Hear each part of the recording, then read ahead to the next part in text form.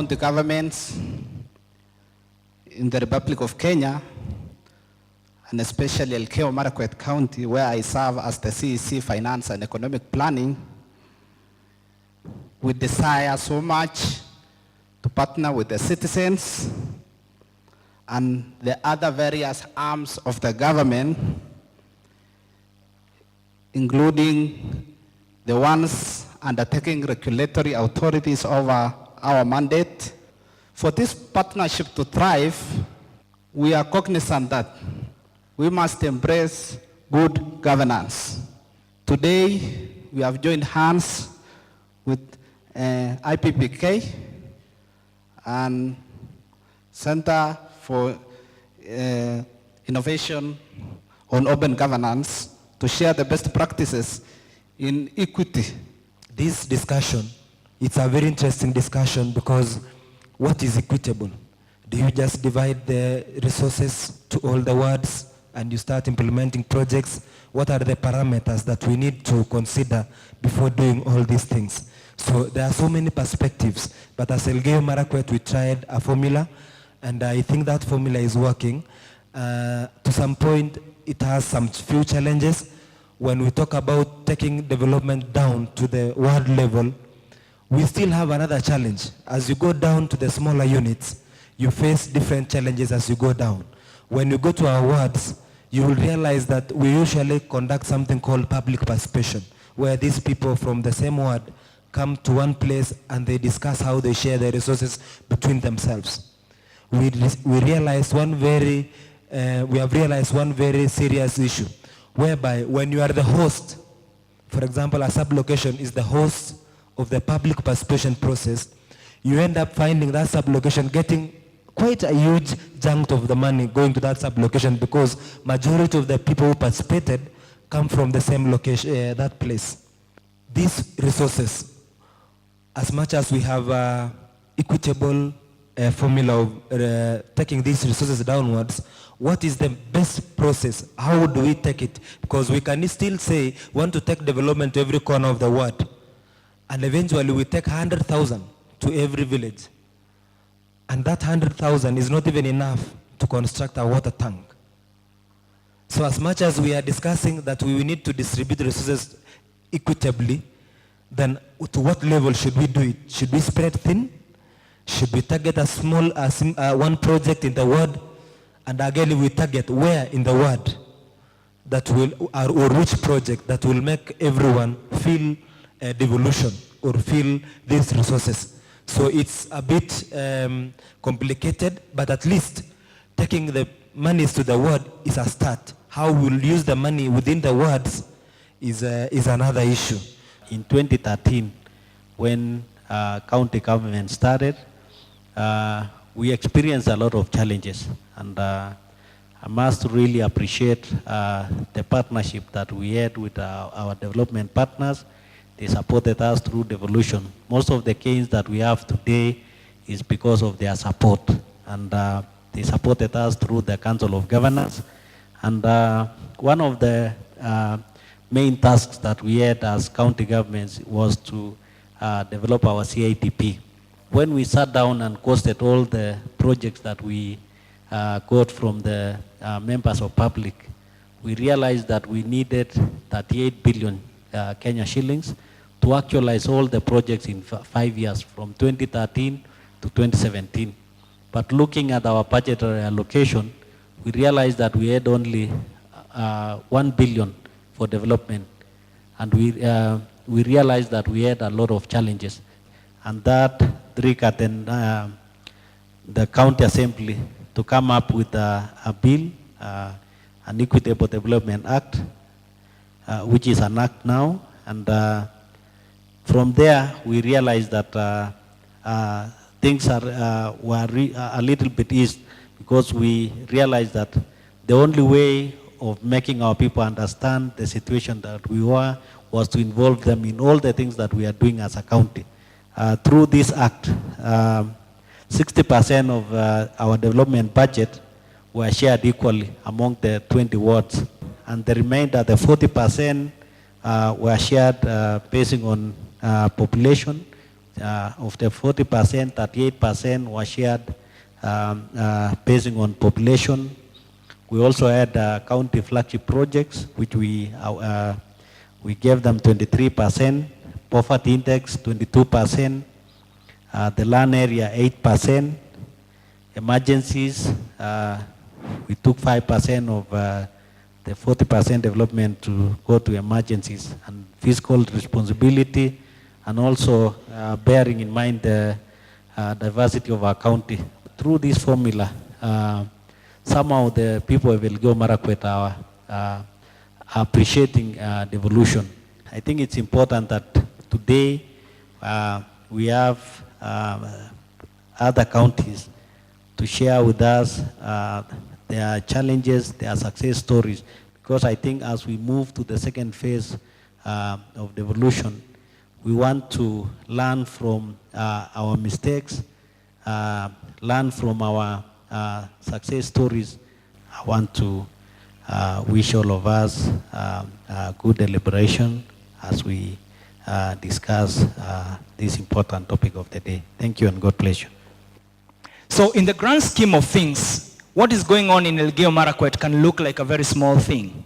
Many times what we realize at the International Budget Partnership and colleagues is that a lot of conversations seem to happen at a very high level. And yet where the rubber meets the road, if you put it like that, is actually here. Many times our approach to how we do development can actually look like the story of Tim and Tom, where it's simply, oh, it has worked in that place, let's take it and try it. Without consideration, what is the question? And by question here, I mean, what is the need on the ground? So that that answer becomes an answer to an actual need.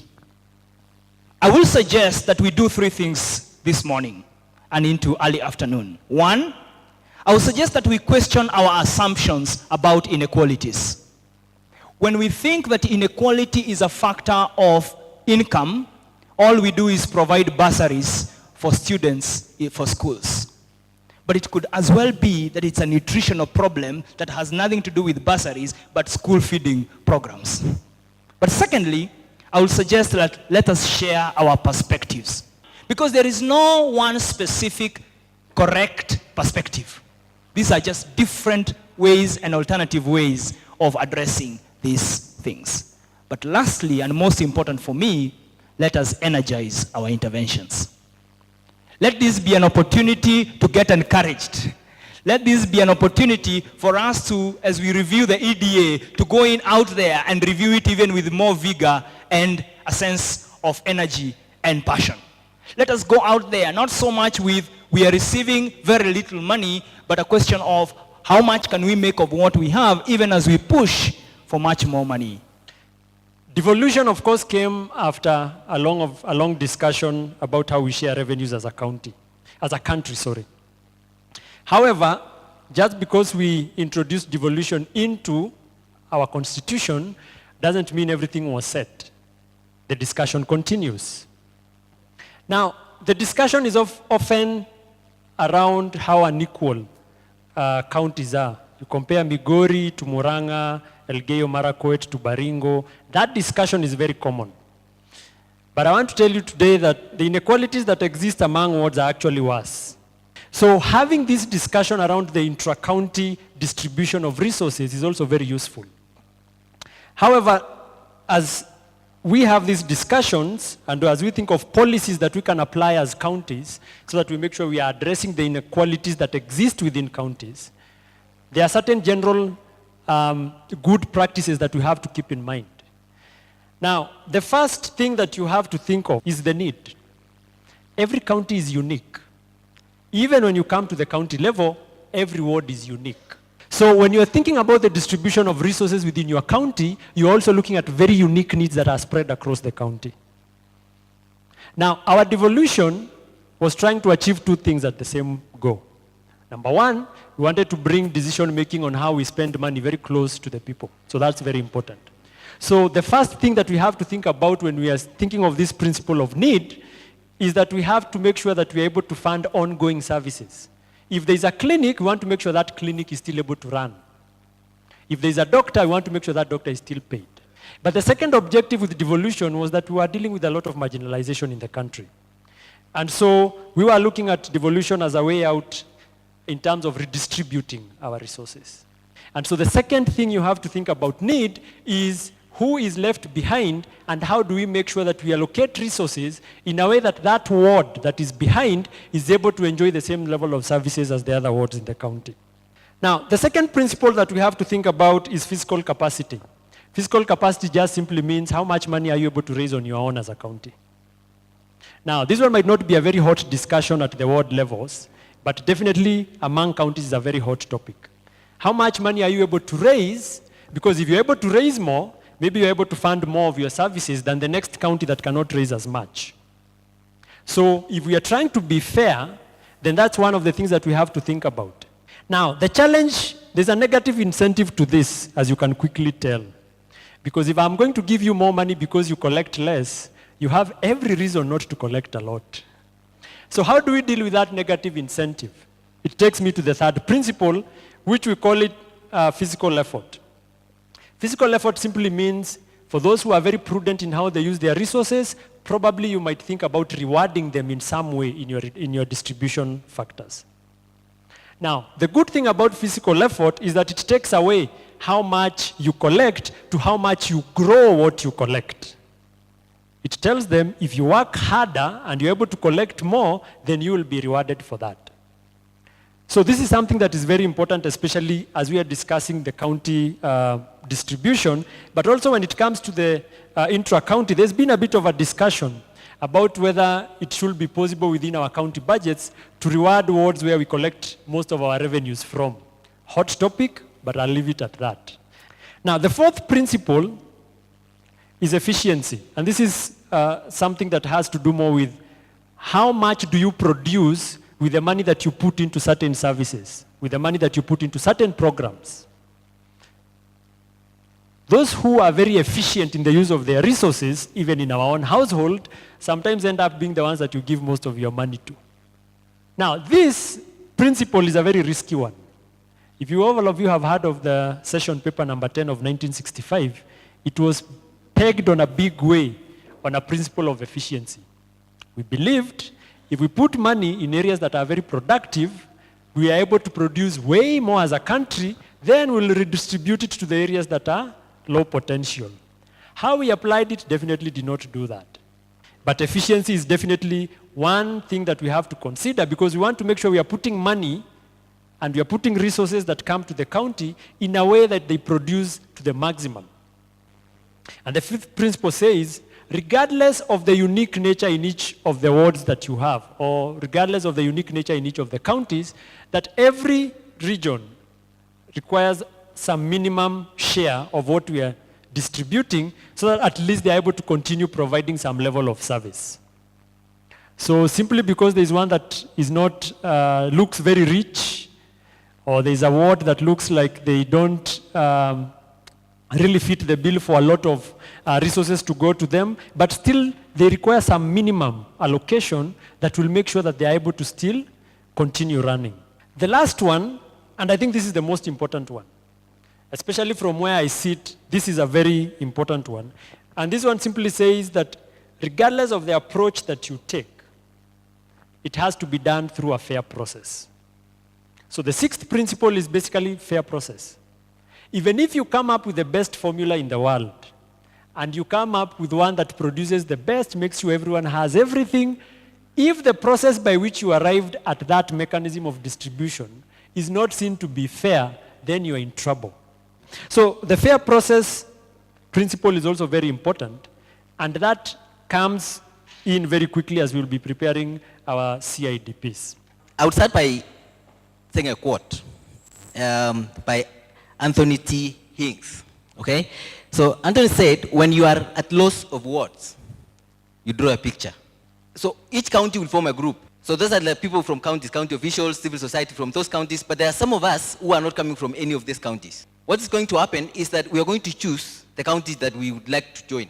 And so the discussion is really about what does inequality look like in our counties. And so that's what the picture that I want us to paint. And I want us to look at three service areas. The first one is roads. How is our road network in the different counties? Okay? The second is access to water. The third one is health. And what I want us to do in the groups, the wards or the part of the county that is poorly developed, we want us to paint it red. Then there's the second part, which is fairly developed. Okay? Not bad as, somewhere else. Then you paint that black. The third one is developed. So I want us to paint that green. All right, good afternoon, everyone. We are from Nandi County, and we would wish to give an impression of how our county looks like. So Nandi County has 6 constituencies, and that's why you can see the boundaries. We have Mosop, Chesumei, Mgwen, Aldai, we have Nandi Hills, and Tinderet constituency. What you can see is that around the center, we have a lot of green dominating, because that is where the county headquarters is around. So most of the facilities around are available around the headquarters. And towards the peripheries, that is in Mosop, Tinderet, and some parts of Chesumei, we have a lot of red, meaning that there's a lot that needs to be done towards the end. So generally, we can see that what is dominant in Nandi County is red, because it's available in 3 constituencies. And then we have black in 1 constituency and green in 2 constituencies. So that means that Nandi County still needs to have a lot of focus in terms of distribution of resources. So in West Pokot, we have 20 wards. We have tried to break it down to the 20 wards. Okay, in terms of constituencies, we have 4 constituencies. That is North Pokot, and then we have Central Pokot, Pokot South on this side, and then West Pokot, that is Kapenguria constituency. Well, in terms of colors, you can see the whole county is predominantly red. That's the entire North Pokot, and then almost half of Central Pokot. And then the county headquarters is located just down here next to Trans Nzoia, that is Kapenguria, and that's where we have some green. The surrounding parts is a mixture of both green and black, denoting some developments, a mixture of least that is fairly developed and developed. So that's what's surrounding the area of Kapenguria. So the entire county is predominantly red, as you can see. Thank you. So in Baringo County, we have 6 sub-counties. So at the northern part of Baringo County, we have Tiaty sub-county, which is the least developed, as marked by red. But again, when it approach urban centers, there is Chemolingot, which is quite developed in terms of road infrastructure. But again, why we chose to mark the whole of the sub-county as underdeveloped is because of issues of access to water and healthcare. Then the next sub-county is Baringo North, where towards the headquarter, Kabarnet and the surrounding wards, it's developed. But then at the borders of Tiaty, at the borders of Baringo South, it's quite underdeveloped. Then we have some also a big chunk of the sub-county being fairly developed. Then at the extreme end, Eldama Ravine, just to portray the inequality, Eldama Ravine is fairly, most of the sub-county is developed with good road infrastructure, access to water, with some wards even having up to 85% access to water as per the last KNBS survey. Mogotio has a mixture that is towards Nakuru is fairly developed. At the center, where we have Mogotio town, it is developed, while at the borders of Baringo South and of course the other side towards Nakuru, it is less developed. Then Baringo South, Baringo South at the center, we have Marigat and the surrounding irrigation schemes. They make the place quite developed, but towards the border of Tiaty and Mogotio, it's less developed. This is Samburu County. You can see we've painted entirely red. Yeah, we are asking for 50 shades of red, but we couldn't get. So just to paint where Samburu County is, we border Turkana on the upper side, Marsabit, Isiolo, Laikipia, and Baringo. We have 3 constituencies in Samburu. We have Samburu West, where the county headquarters is. This is where Maralal is. We have Samburu North. Baragoi is famously known here. We have Samburu East, where Wamba is, Wamba sub-county. We have 0% tarmac road. As you can see, there's no road at all. Luckily, Lapset passed here from Isiolo through going to Marsabit. So this is the only place you can say a road is tarmacked in Samburu County by luck or something. The entire place is not tarmacked. A road was recently launched here that's supposed to go to Maralal, but it was launched by first Moi, Kibaki, and recently Uhuru also launched. So we don't know who will ever implement it.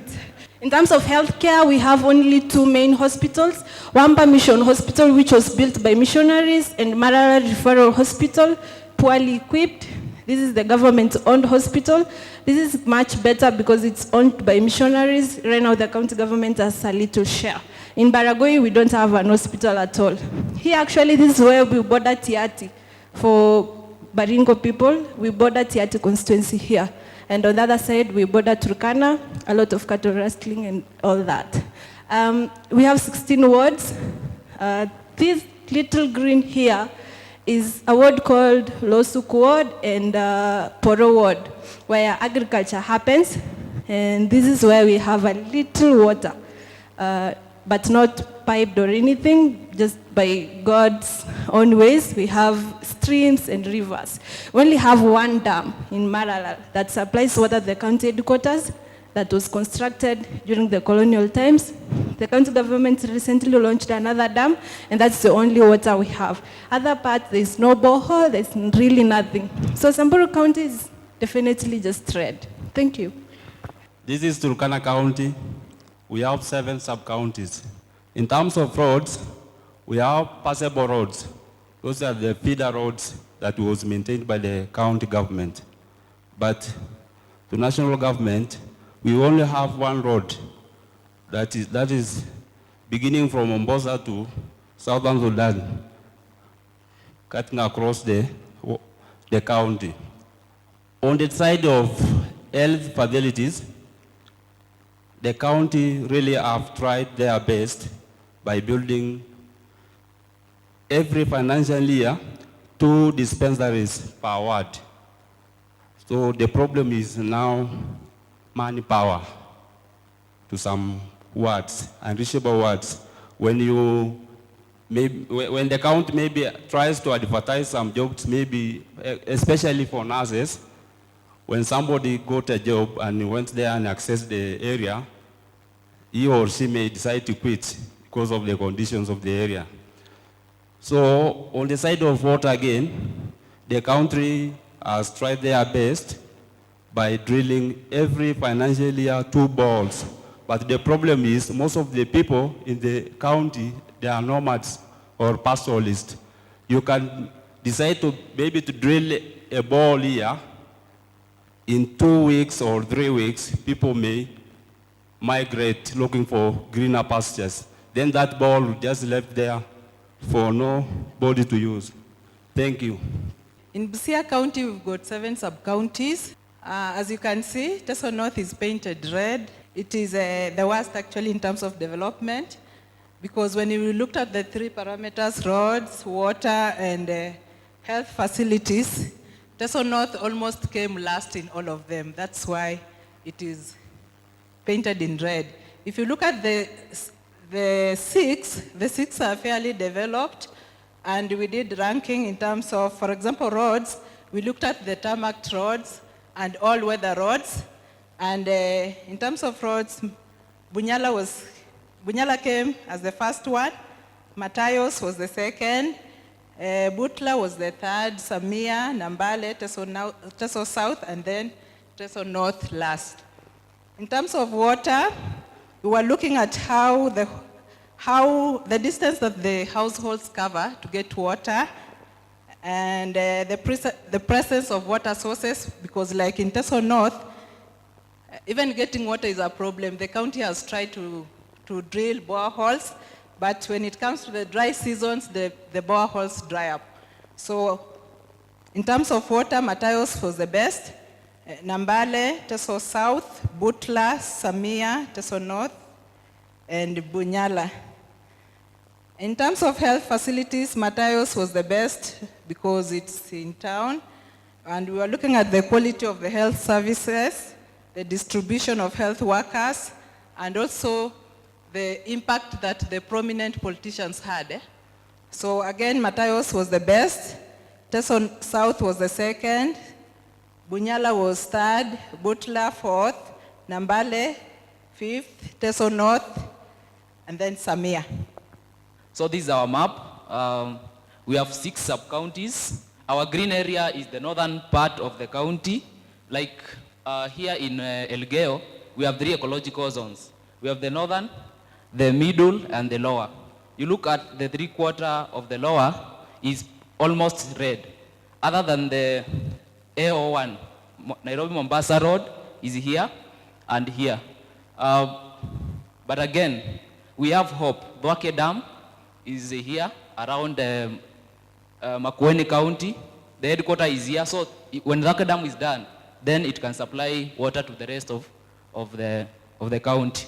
Here, the upper region is where we have Kilome sub-county is the richest sub-county. The richest ward is from Kaiti. So they all come from the northern part. The poorest ward comes from Makueni, this side where work is being done. And the poorest sub-county is Kibwezi East, the lower region. So that is what we had. Thank you. Looking at Elgeyo Marakwet in terms of the parameters, we only found 2 extreme, averagely, on health in the entire county. We are at black, which means we are closer to being developed in terms of health. But in the water sector, we realized that a lot needs to be done, because in most of the areas, we had like red, apart from the sub-county headquarters and those neighboring the sub-counties and those areas with good water sources, that we had what was ideal. In terms of roads, we found Kamarin Ward, which is within the headquarters, where we are in Iten, is closer to developed in terms of roads because most of the roads are passable and motorable. But we found in Soi South and Soi North, Msoa, Lelan, Aror, and Endo, which are the extreme. This is Sengwer, this is Endo, and then we have Aroria, and Soi North and Soi South. We are at red in terms of roads. And one of the challenges in terms of our road networks in these wards where we put red is that it receives K South and Soi North is in the lower escarpment. So when it rains on the islands, all the water from the islands sweep away all our roads. And that is the state of Elgeyo Marakwet. And I think we are learning something. If resources are to be put into use to kill this inequality, then we need to target Aror, Sengwer, Soi North, and Soi South in the county in terms of water and road network for this county to be equal in terms of resource distribution. That is what we have to say as Elgeyo Marakwet County Government, as Andeni Sana. The gentleman and lady in front of us are people who play a critical role when it comes to thinking about how we develop our counties. And I'll start from West Pokot. My question is very simple. What have we been doing to try and address some of the challenges that we were able to identify in these maps? West Pokot, as you had been shown, from time immemorial, we have encountered several problems, several issues that border around inequalities. As a county, you realize that from the session paper of 1965, development was kind of preferred on areas that had potential in development. So all the resources were pumped onto those areas, leaving out West Pokot. Again, an issue of closed district came in during colonialization, and therefore our district was marginalized.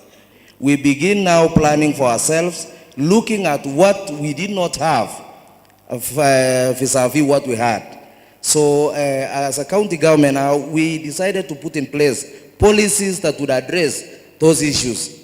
One of those issues, of course, is, drought and famine, issues to do with negative cultures that really affected our people from going to school, having our kids, the girls getting married off early, and therefore issues to do with insecurity came up, and the county governments have been doing a lot in terms of trying to address those issues. You realize that with the new county government now, the Governor West Pokot decided just to summarize all those issues into 3 and said that in order to address these issues, we look only at 3 things. That is 3 E's: education, economy, and equity. And lucky enough, today we are talking about equity.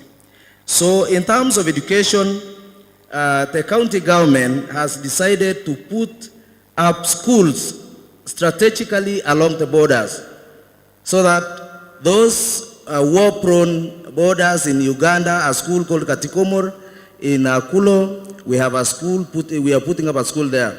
So to address the challenges that we are looking at.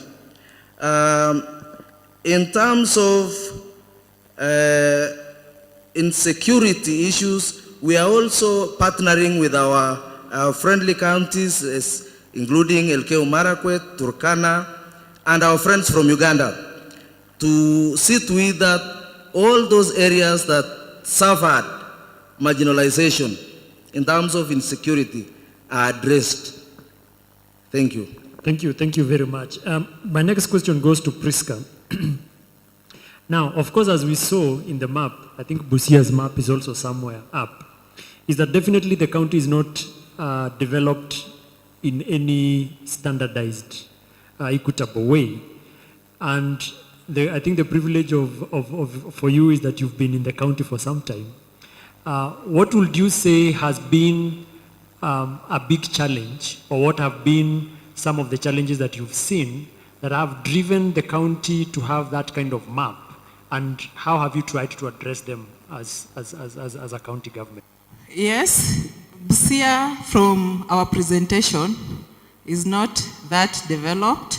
We've seen one sub-county having been, actually turning out to be the last in terms of development. And then you also have one sub-county which turned out to be the most developed, and the other 5 having been fairly developed. When the counties came into being, in fact, in their first budget, the county assembly felt we could not continue the way the budget had been developed, because it had been developed using what the departments had submitted. So when they looked at that budget, they were not happy with how the resources had been shared, and they decided, no, we have to do something to help sub-counties like Teso North and the others. So what they do, they started the process of coming up with the Busia County Ward Development Fund Act, which was approved in 2014. I think it was assented by the governor on 30th of January, and it was to start operating from 4th of February. But because of the restrictions by the control of budget, that act has not been implemented to date.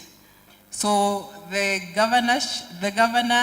county executive and the membership of the county assembly sat down, and they agreed on a formula of sharing resources.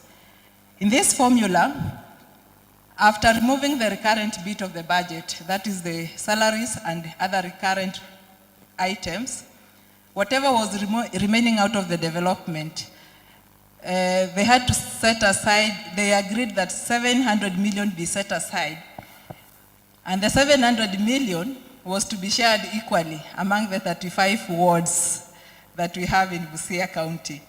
And then now the remaining budget, after the 700 million has been set aside, was to be shared among the departments according to needs, of course, after doing the public participation. That has been the case since devolution up to now. But part of the reason why I'm here today is actually to learn from Elgeyo Marakwet, because if you look at their act, it is actually fair, and it's sharing these resources equitably as opposed to equally in Busia County.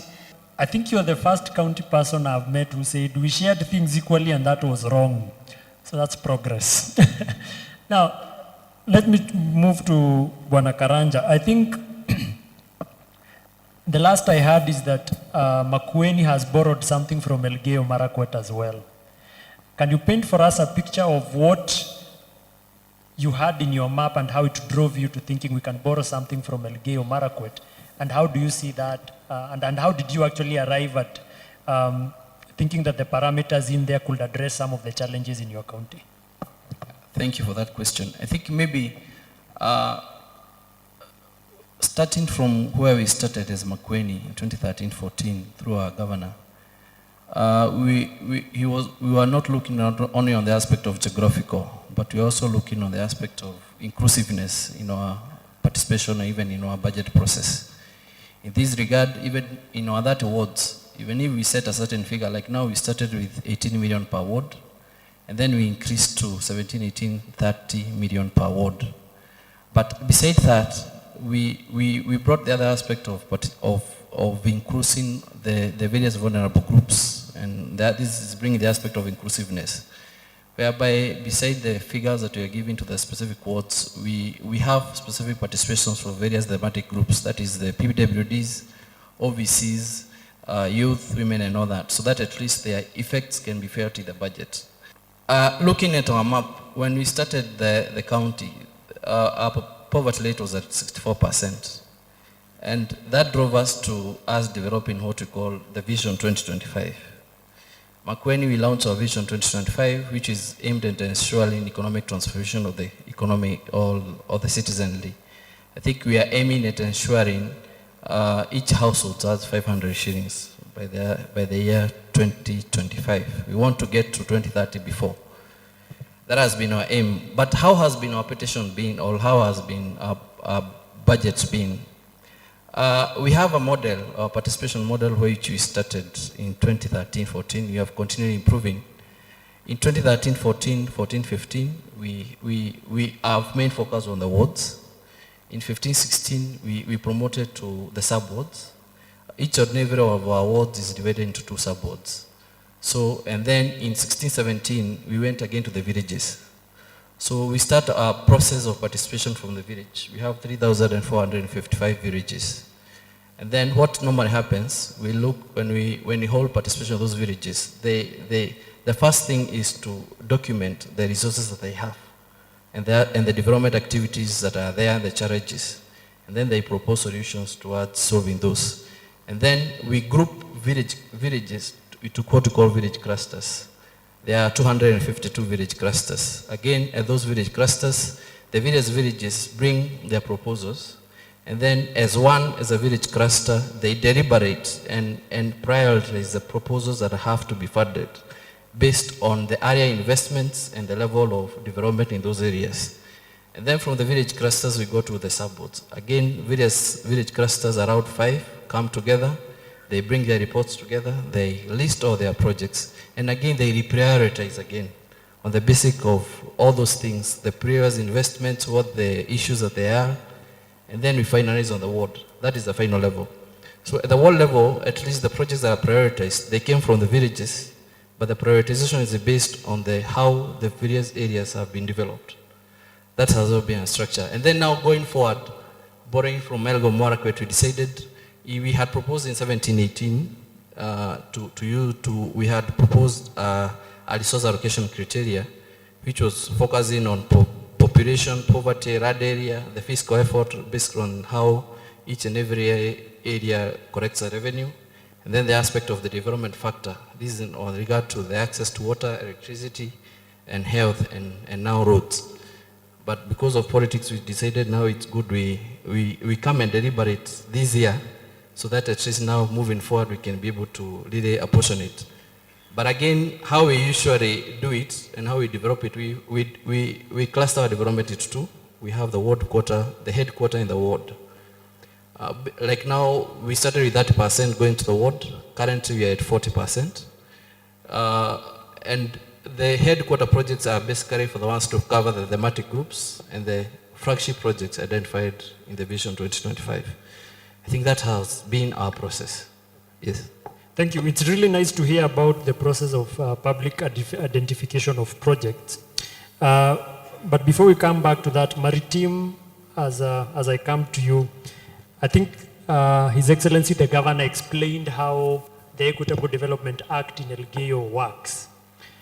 But I want to throw you a little bit into the fire and ask, what have been the downsides of that formula? What has not worked so well? As you hear, everyone is trying to learn from you. They can learn the good things. Papers have been written on those. But what are the pitfalls that you've seen as you implemented your EDA that you would say these are some of the things that we've seen that other counties can avoid as they also think of coming up with these mechanisms?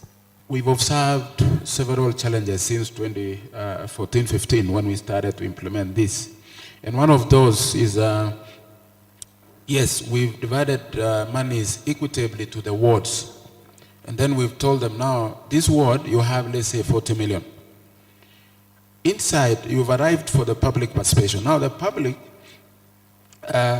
will not probably, we don't have a limit of projects that money can do.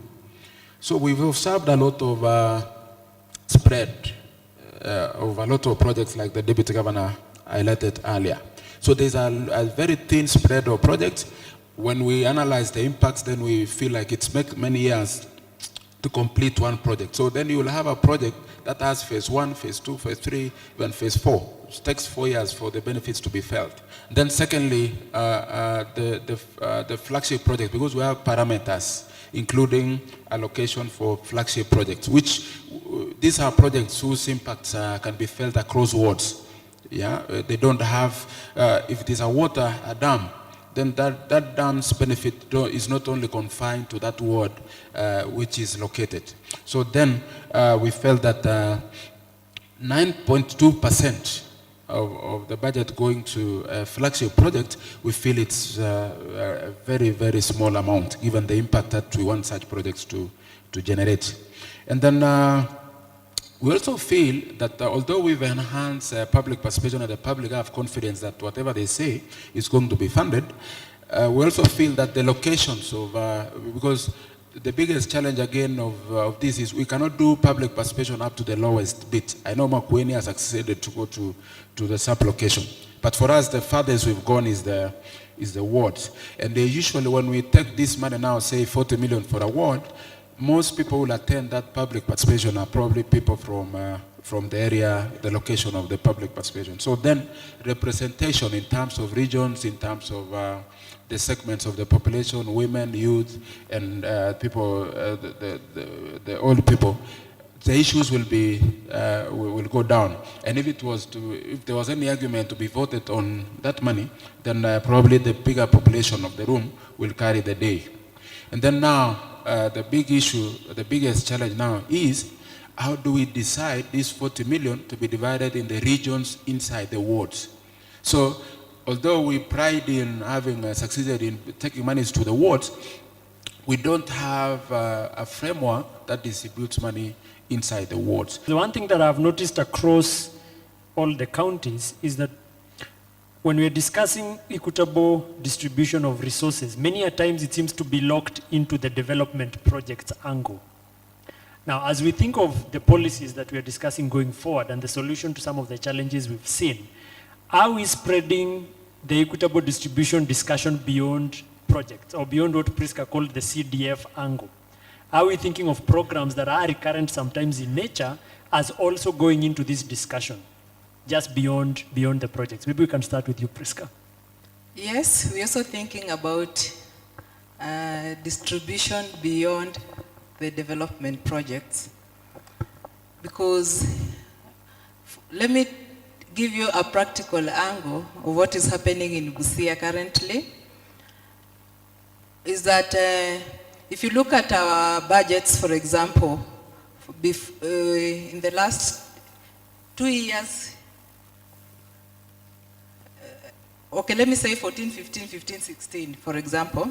You look at how the budgets have been done, they've been done according to departments. They're not looking at the directorates. So what we are trying to do to improve that is that going forward, maybe we should start doing budgets while looking at the directorates, because if you lump a department together, for example, you look at water, environment, and natural resources. If you look, there are chances of the Department of Water taking a huge chunk of that budget, and the other directorates of environment and forests, for example, are left out, or they're given that which is not even sufficient for them to do something that is meaningful. So, sorry, just to jump in. Yes. Do we have discussions within these sectors and these full departments?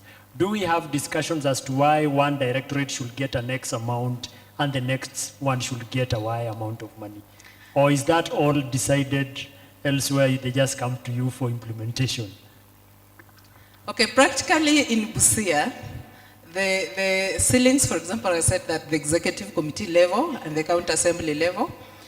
So when it gets to the departmental level, it depends more on what is it that is going to benefit the common mwananchi more. So if you look at forests and versus water, priority will be given to water, forgetting that you need to protect this water by giving more resources to forests, because it's from the forest that we get water. So the discussion majorly takes place at the executive level, but we are coming up with sector working groups to ignite this discussion now at the departmental level too. When you look at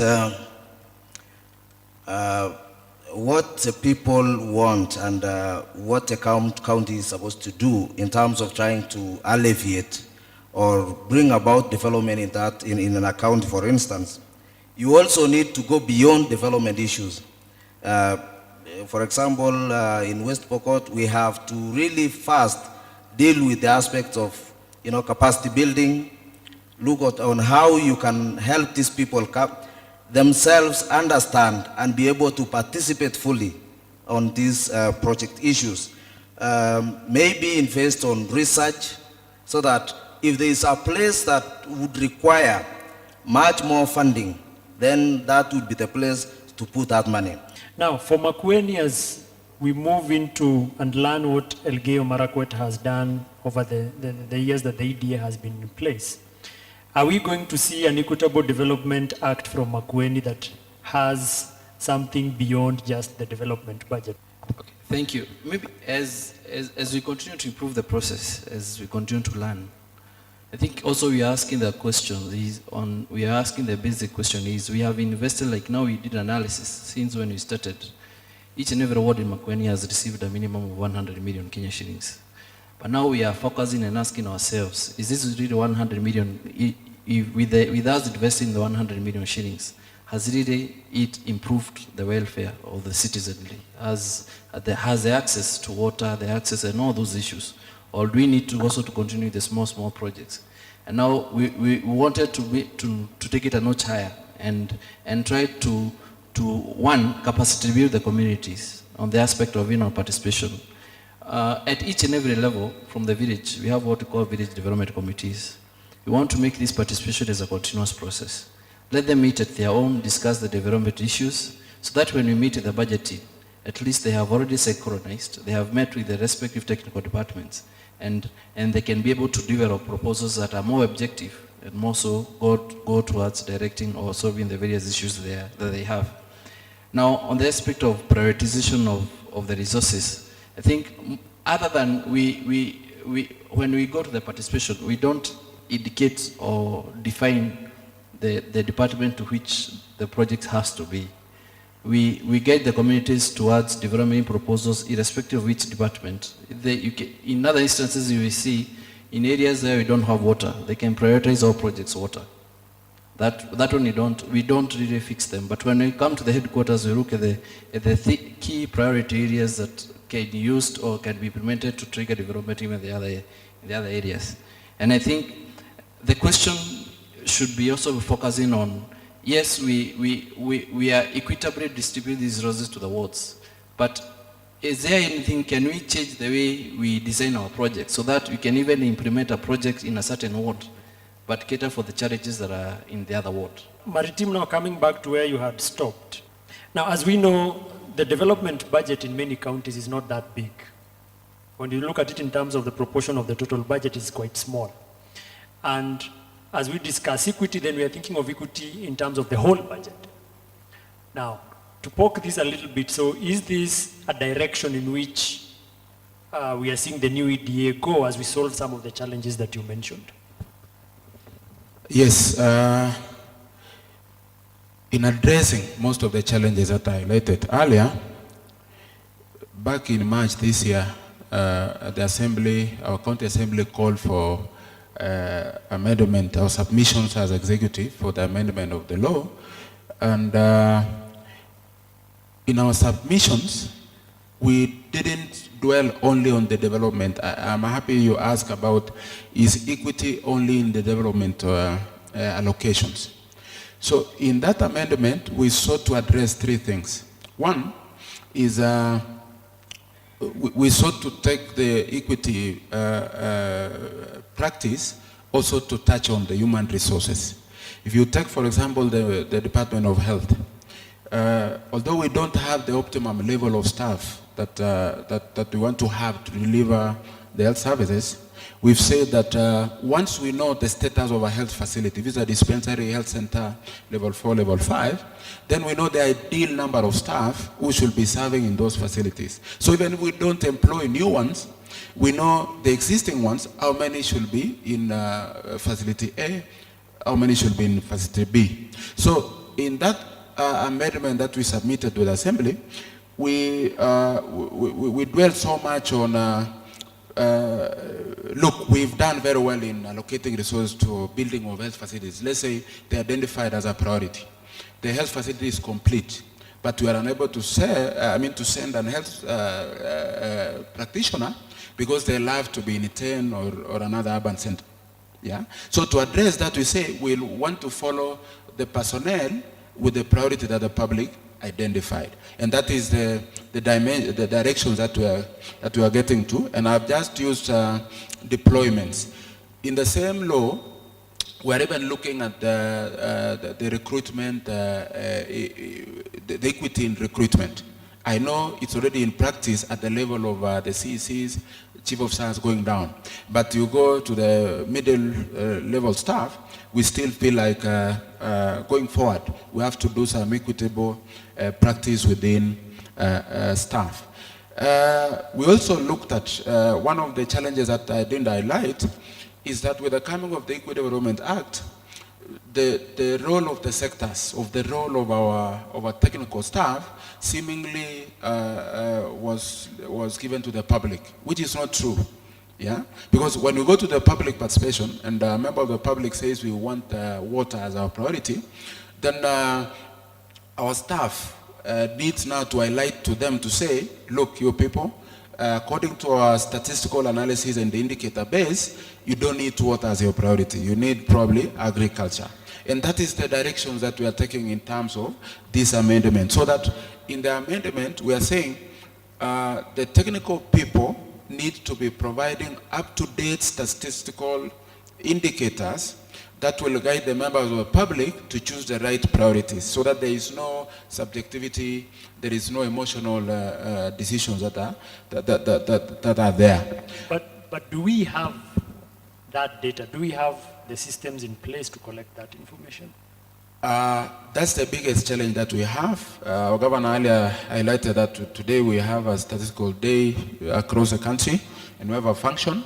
And we met with them earlier in the week and we said although the data management is still under the control of the national government, could we establish our own statistical offices within counties so that whenever KNBS is undertaking any survey of some sort of census, then the indicators that suit our practices that we want to adopt and the law can be incorporated. So that next time, for example, in 2019, there soon KNBS is going to undertake the census. And in that census, the questionnaire could probably include the poverty indicators, the access to facilities and all that, which is very relevant to the discussion that we have today. So we don't have an active one, but we work closely with KNBS in the run-up to establishing our own and probably use it to make decisions going forward. Thirdly, the main content of our amendment, it's also good because so that other counties don't start from where we started in 2014, they start from where we are in the amendment stage, is we are looking at the weights of the parameters used in the distributions. I know you highlighted earlier about the principles of equity. That knowledge we didn't have in 2014 when we were doing the EDA.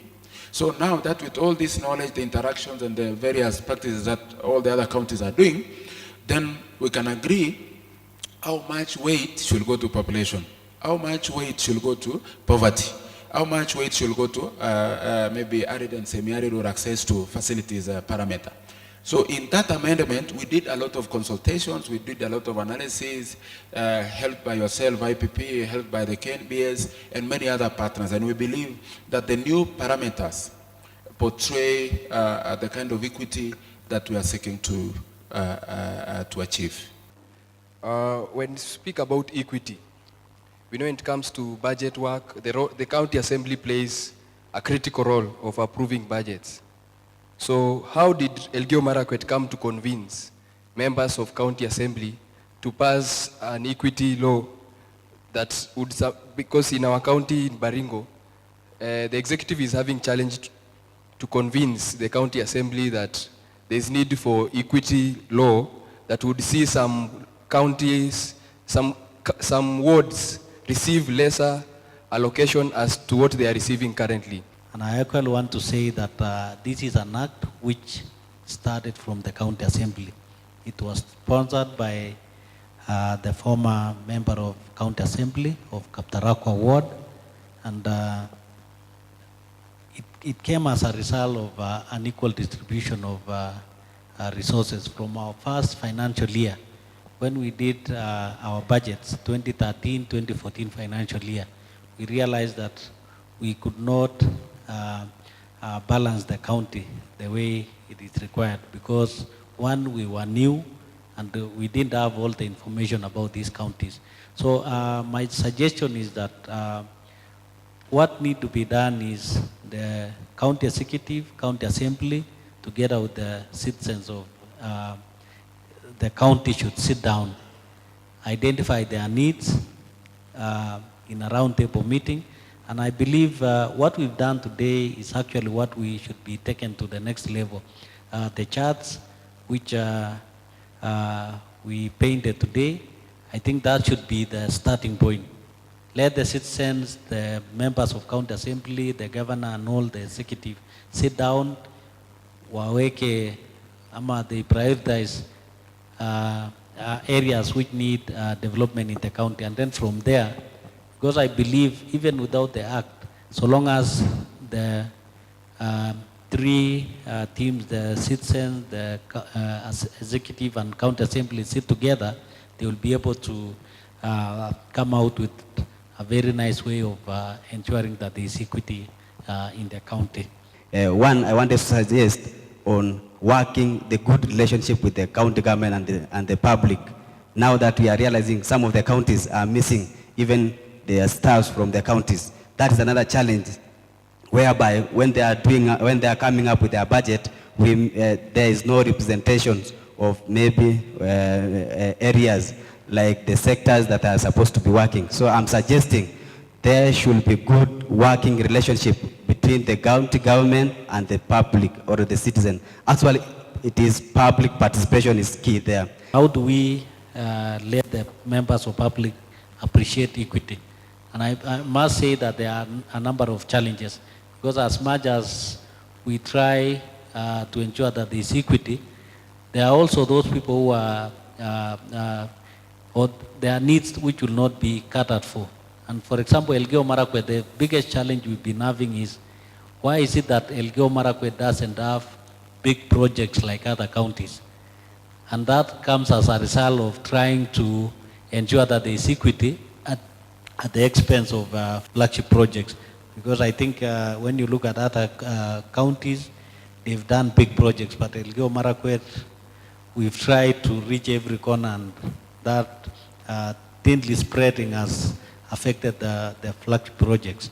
So I think there is a lot of, we need to have a lot of engagements so that it reaches a point that even the members of public are the ones who prioritize flagship project rather than every village having their own project. My question goes to the His Excellency the Governor. My question is, what are you doing in partnership with the governors from Baringo and Turkana to make sure that more resources are allocated to the marginalized areas, so that this question of cattle rustling is forgotten? What are we doing as governors from the region where cattle rustling is? And I want to say that I think apart from Makueni and Busia counties, all the other members, counties who are invited today are members of the NOREP, the North Rift Economic Bloc. And part of the discussions that we always have at NOREP is how do we finish this cattle rustling, because it's impacting negatively on our region. Because when you talk about North Rift, even I think when you mentioned about Nandi in Nairobi, somebody will easily say that the county where cattle rustling or where Pokot and Marakwet are fighting for cows. So we need, we put it as a priority in NOREP that we, first of all, we must ensure that Kerio Valley is safe. And again, the reason why we have cattle rustling is because of the level of development in these areas. So we are trying as in NOREP to push counties to put more development in these areas, at the same time lobbying together as NOREP counties to ensure that national government prioritize these areas in terms of resource allocation, development of infrastructure. Secondly, second question is, the reason why devolution was started was so that we have more resources for development. Now, we have realized in most counties in Kenya, there is more people employed, so that more money is used in the paying staff. That one we can call, we used to say, we have more cooks than the sufurias. What are you doing in the Council of Governors to make sure that you have reduced the wage bill in the counties? Thank you. The last question was about the wage bill, which I believe it's a nightmare in every county. Every time we try to balance our budgets, there's a problem.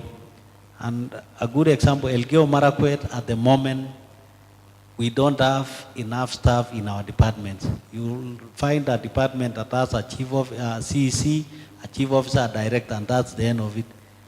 Because we are not able to employ more because of the wage bill.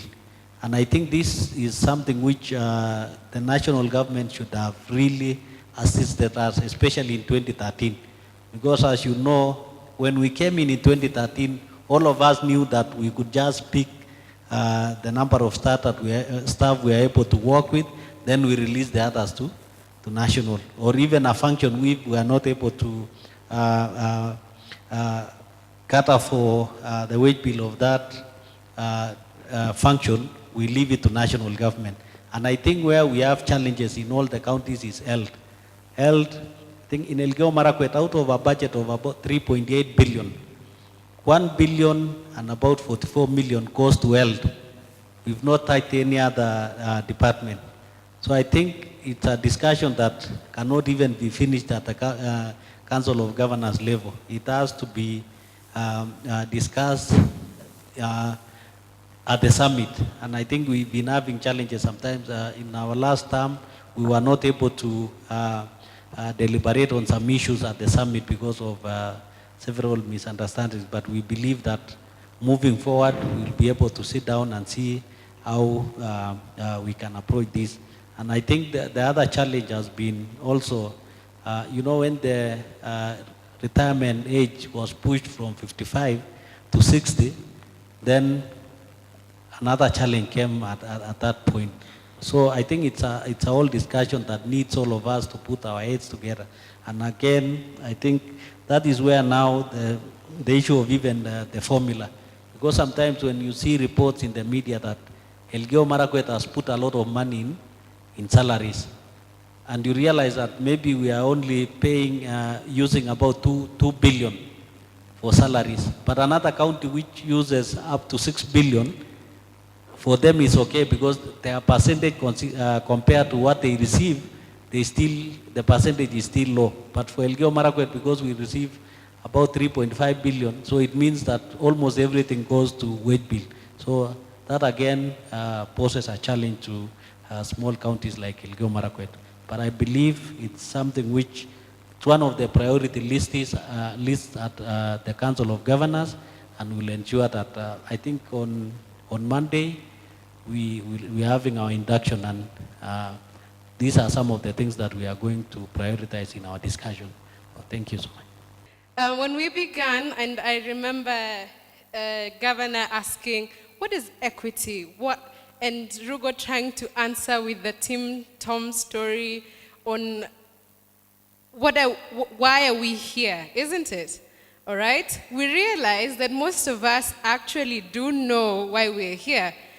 And these maps that we've had today show that we are actually aware that there are inequalities within our counties and even across counties, right? So that's one thing that we have learned today, that we are aware and people are doing things about it. We have had Elgeyo Marakwet with their EDA, we have had counties trying to deal with their inequalities.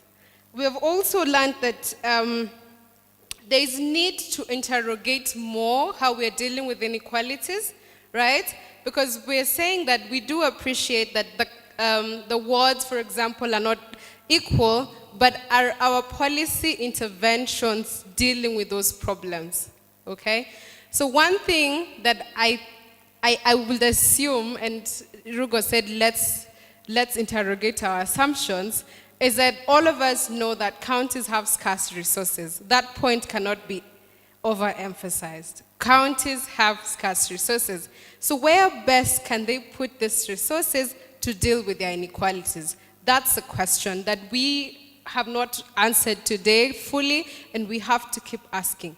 With the scarce resources we have, where do we put them, okay?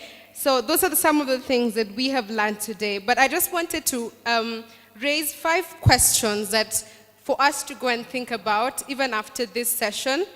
One thing I noticed from the maps is that we were saying that the developed areas were near urban areas, isn't it? Everyone came saying, near Marigat, in Matayo, that's where it's developed, so we'll mark it green. But I want us to be aware of another principle that we haven't highlighted today, and that is holding harmless. And as much as we are trying to develop other areas, we must be aware as citizens, as stakeholders, as politicians, that we also have to maintain certain services. So let's not do harm while we are trying to do good, okay? So that's one thing for us to think about. It's not just about not developing the areas we think that are very developed, but also ensuring that also these areas don't go down because we'll be undoing what we've already done. Another thing is the issue of equality and equity.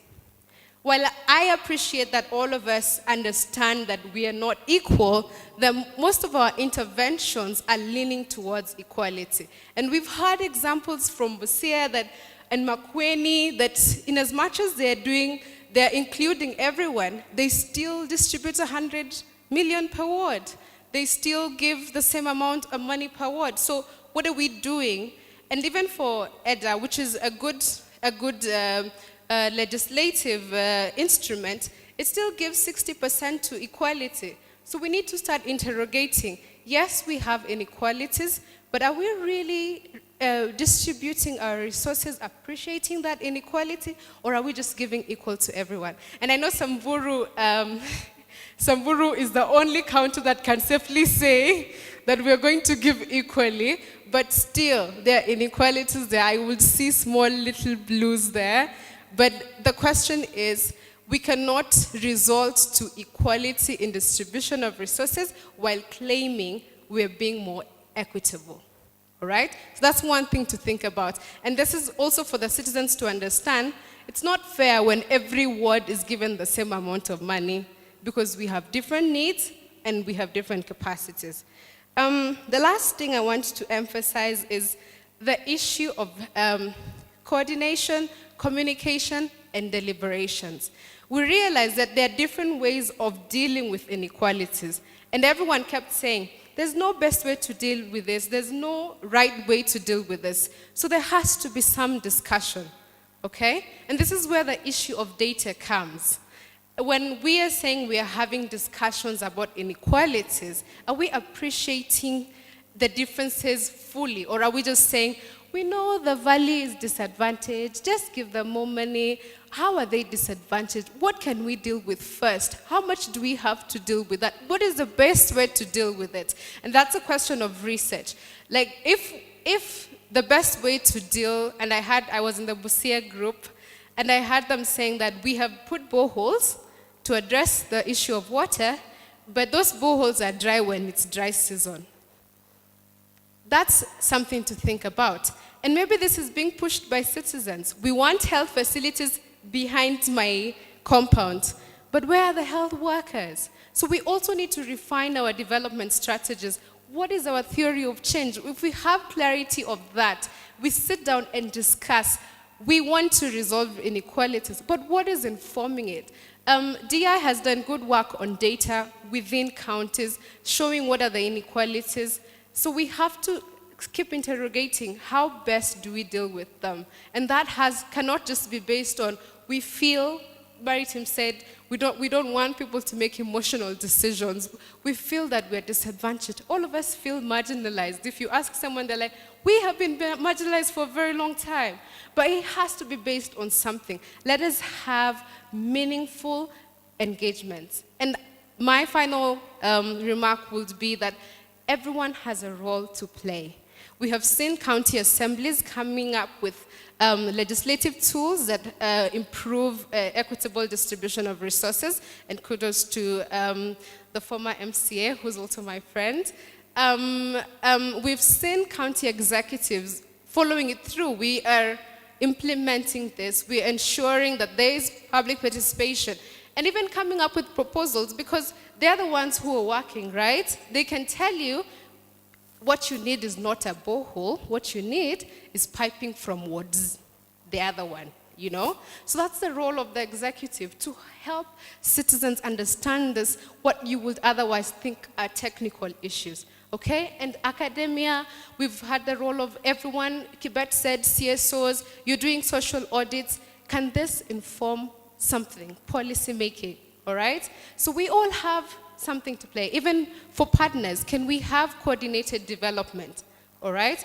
Can we all deal with inequality in a way that is coordinated? So everyone has a role to play, and even as we go out this afternoon, ask yourself, the ladies from Samburu, what am I doing to improve the situation in Samburu?